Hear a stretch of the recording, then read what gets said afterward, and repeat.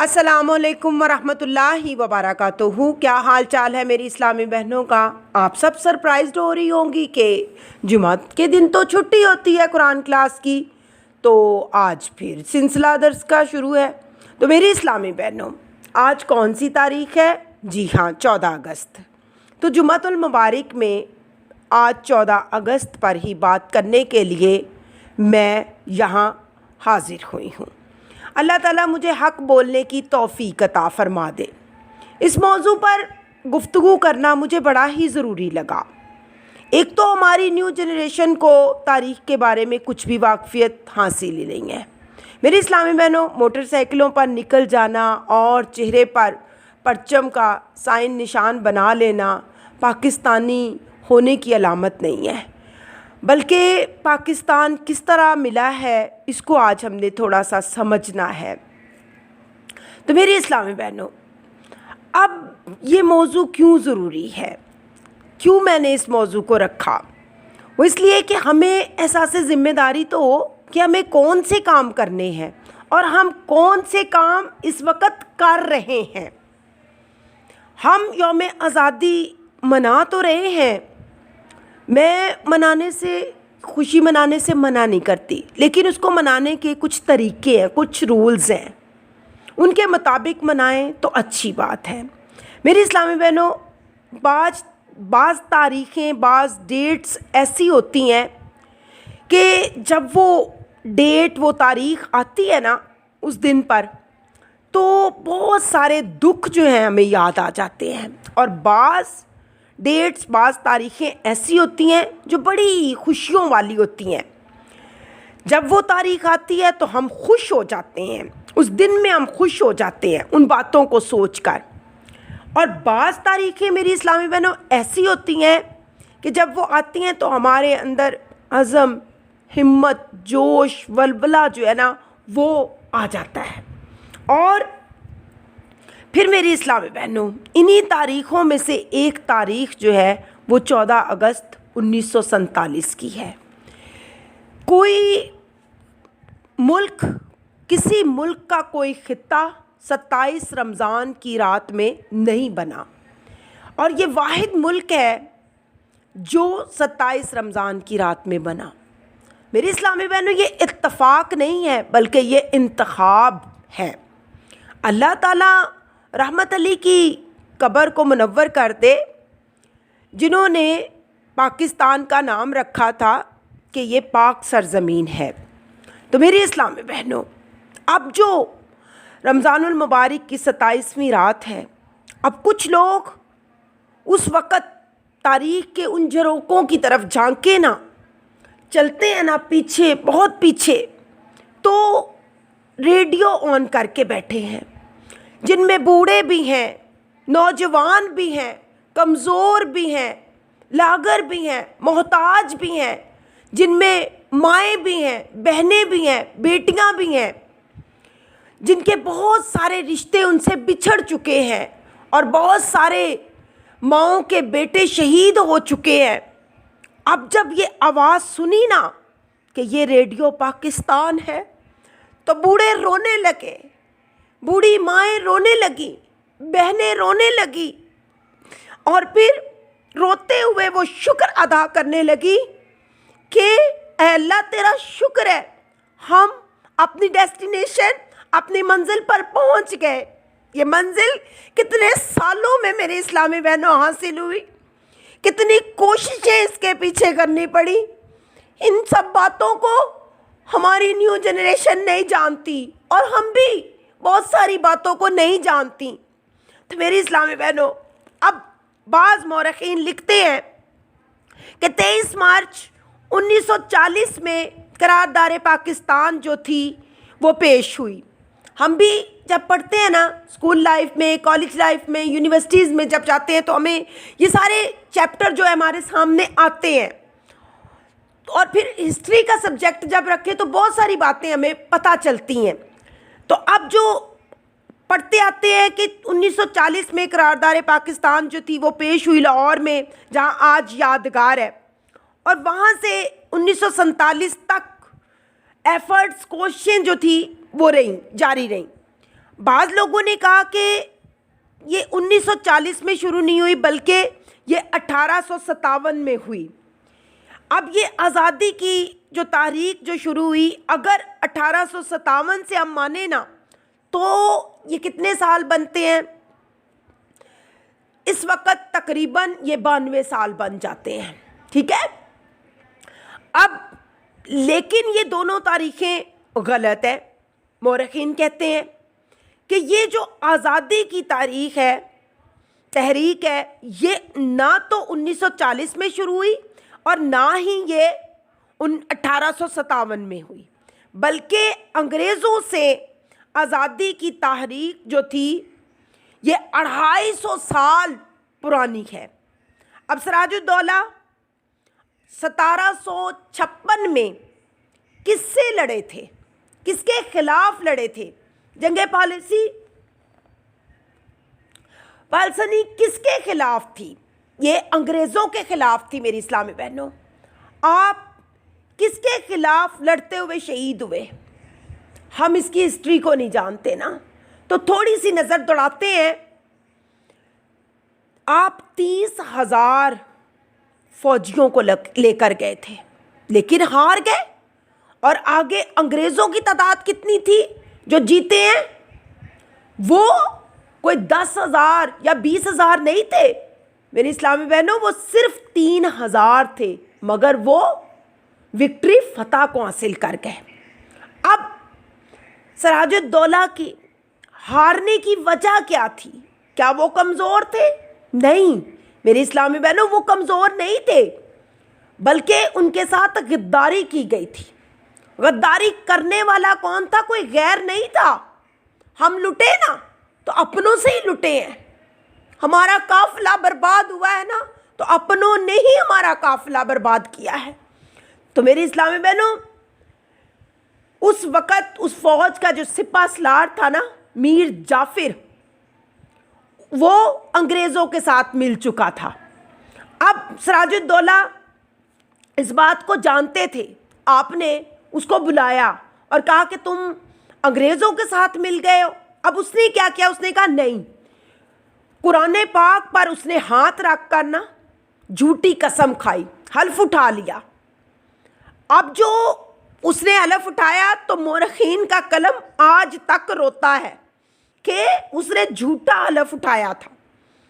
اب کیا ہوا کہ جو اس نے جھوٹا حلف اٹھایا تو جنگ ہوئی، تو اب یہ ہار گئے۔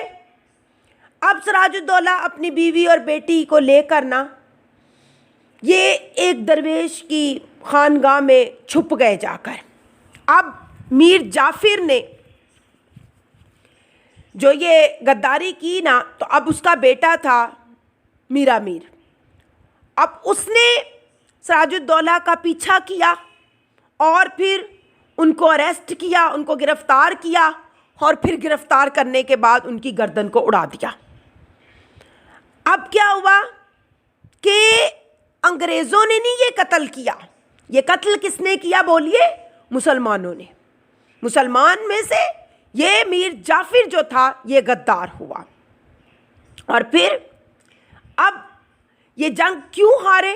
نا اتفاقی کی وجہ سے، منافقت کی وجہ سے۔ تو میرے اسلامی بہنوں، ہمارے دشمن کون ہوئے؟ مسلمان ہی ہوئے۔ میر جعفر نے سراج الدولہ سے غداری کی، جس کا نقصان مسلمانوں کو اور اسلام کو پہنچا۔ 250 سال گزر گئے، آج بھی وہ نقصان پورا نہیں ہوا۔ اس نے دروازہ کھول دیا نا انگریزوں کے لیے کہ آ جاؤ۔ کیا آپ کہیں کہ کس طرح نقصان نہیں ہوا، پورا نہیں ہوا؟ تو بات کو سمجھیے کہ اس نے دروازہ کھول دیا کہ انگریزوں کے لیے آ جاؤ تم لوگ، اور وہ آج بھی تو موجود ہے نا۔ تو اب 1857 میں مکمل قبضہ ہو گیا انگریزوں کا۔ اب 1947 میں جو دوبارہ ان کو آزادی ملی تو اب انگریزوں نے حکومت لی کس سے تھی میری اسلامی بہنوں؟ ذرا بتائیے گا۔ مسلمانوں سے لی تھی نا، تو پھر دی کس کو آزادی؟ اب دیکھیں نا، میں کسی سے کوئی چیز لیتی ہوں، عائشہ سے، عائشہ بہن کو میں کہتی ہوں یہ چیز مجھے دے دے، وہ نہیں دیتی تو میں اسے چھین لیتی ہوں۔ اب وہ کیا کرتی ہیں کہ وہ پنچایت بٹھاتی ہیں، بڑے لوگوں کو بٹھاتی ہیں، اب فیصلہ ہوتا ہے، بڑے لوگ کہتے ہیں کہ تم نے اس سے چھینی ہے چیز، اس کو واپس کرو، تو میں جو اس کو واپس کر رہی ہوں تو وہ چیز ہے کس کی؟ عائشہ کی نا۔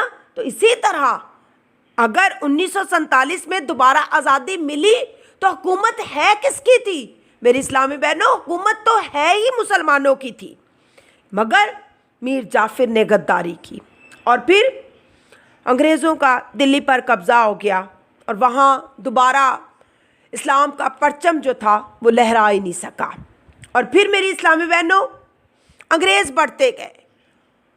مختصر تیزی کے ساتھ آگے بڑھتی ہوں کہ علامہ اقبال اور قائد اعظم، یہ وہ دو شخصیات ہیں جن پر بات کریں نا تو دل خوش بھی ہوتا ہے اور آنکھیں نم بھی ہو جاتی ہیں۔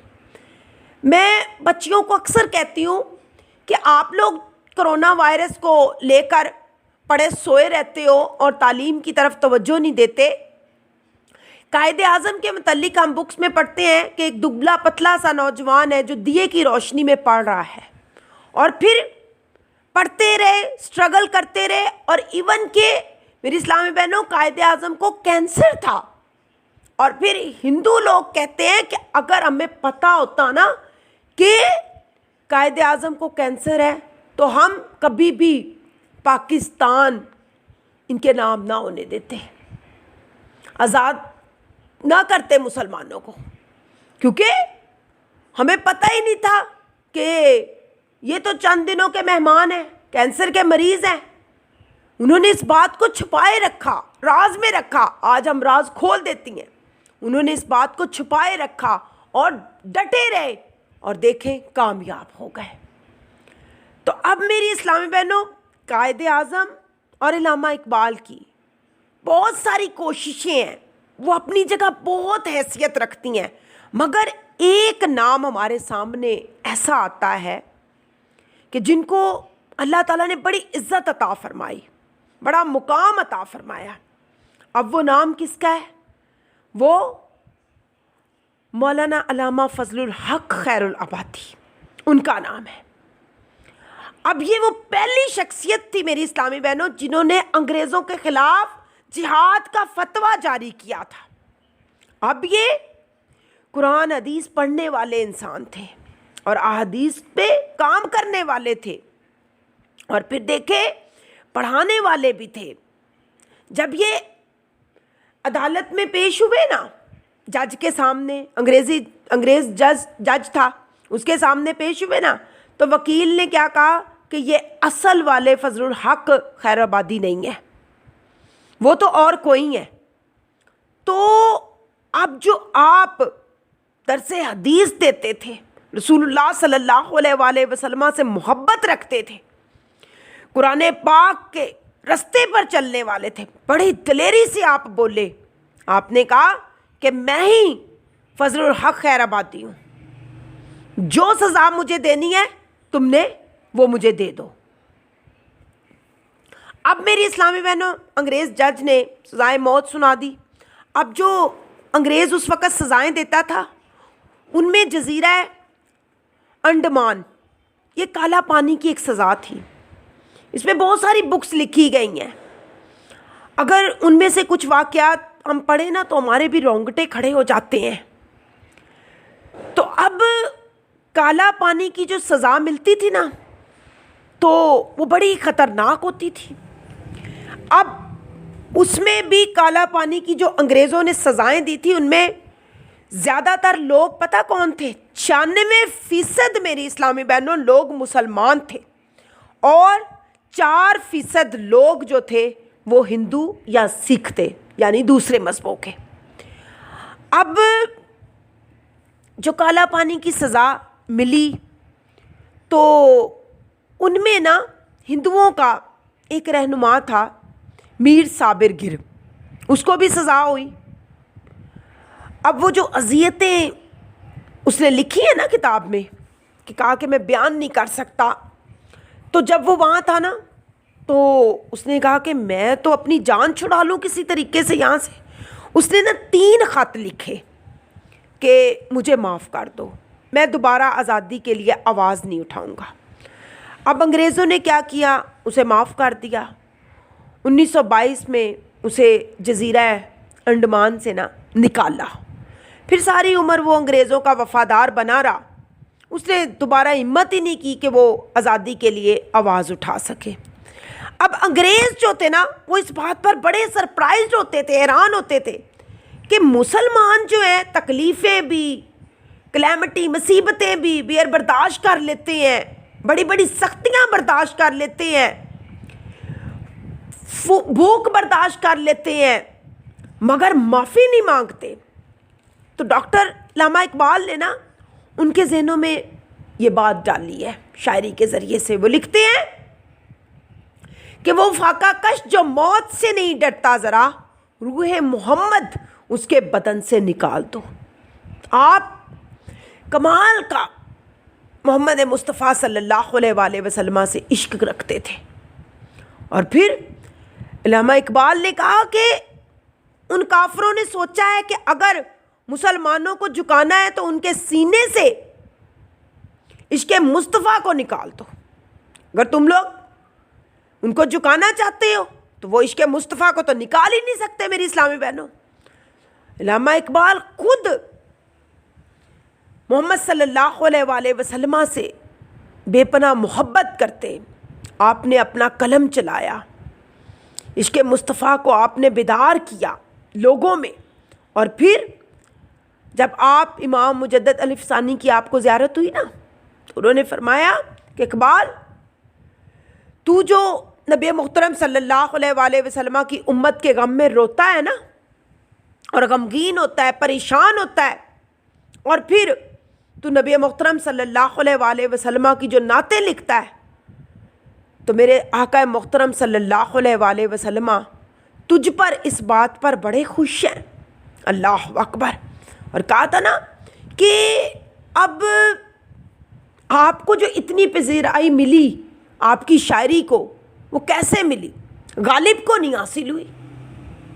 ٹھیک ہے, غالب تو کہتا ہے عشق نے ہمیں نکما کر دیا, لیکن یہاں جو محمد صلی اللہ علیہ وآلہ وسلم سے عشق کیا تو کامیاب ہو گئے, نکمے نہیں بنے.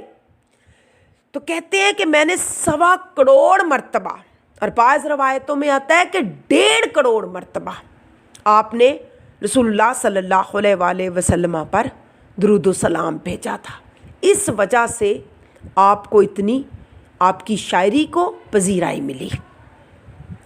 تو اب آپ کا یہ خواب بھی تھا, اور پھر پاکستان بنا, اولیاء کا فیضان بھی تھا, اور پھر اسلام کی یہ کرامت بھی تھی, اور پھر اسلام کی قوت کا اظہار بھی تھا.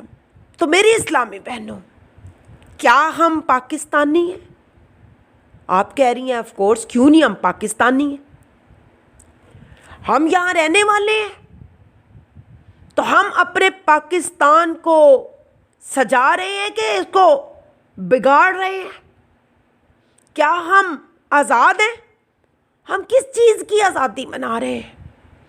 غازی ممتاز کی شہادت ہمیں یاد دلاتی ہے تم آدھے آزاد ہو. ڈاکٹر عافیہ صدیقی کی آہیں ہمیں اس بات کا احساس دلاتی ہے کہ تم پوری طرح آزاد نہیں ہو. اور پھر میر جعفر آج بھی ہمارے سروں پر موجود ہے.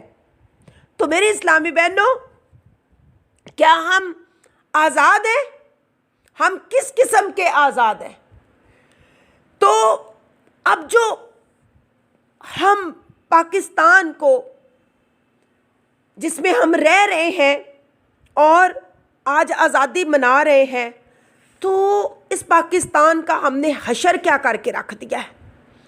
جو پاک سرزمین ہے یہ ناچ گانے کے لیے نہیں بنائی گئی تھی, یہ دوستیاں کرنے کے لیے نہیں بنائی گئی تھی, بوائے فرینڈ اور گرل فرینڈ بنانے کے لیے نہیں یہ خواب دیکھا گیا تھا, یہ لڑائی جھگڑوں کے لیے نہیں بنائی گئی تھی. میری اسلامی بہنوں, یہ رب اور اس کے رسول محترم صلی اللہ علیہ وآلہ وسلم کے نام کو آزادی کے ساتھ لینے کے لیے بنائی گئی تھی, کیونکہ مسلم اور کافر جو ہے ان کے مفاد ایک نہیں ہے، ان کی سوچ ایک نہیں ہے، وہ آپس میں اکٹھے نہیں رہ سکتے، ان کی ترجیحات اور ان کی سوچ جو ہے وہ بہت فرق رکھتی ہے۔ اگر ناچنا ہی گانا تھا، اگر سود ہی کھانا تھا تو پھر ذبح ہونے کی کیا ضرورت تھی؟ تو میرے اسلامی بہنوں، رشوت یہاں عام ہے، غریبوں پر ظلم ہو رہا ہے، امیروں پر جو ہے ان پر سختیاں کی نہیں جاتی، غریبوں کا حق چھینا جا رہا ہے، چور کے ہاتھ کاٹے نہیں جاتے، زانی کو سزا دی نہیں جاتی۔ یہ کیسا پاکستان ہے جہاں بے حیائی ہے، جہاں بددیانتی ہے؟ یہ میرا دیس کیسا ہو گیا ہے میری اسلامی بہنوں؟ اس دیس کو ہم سب نے مل کر گندا کر دیا ہے۔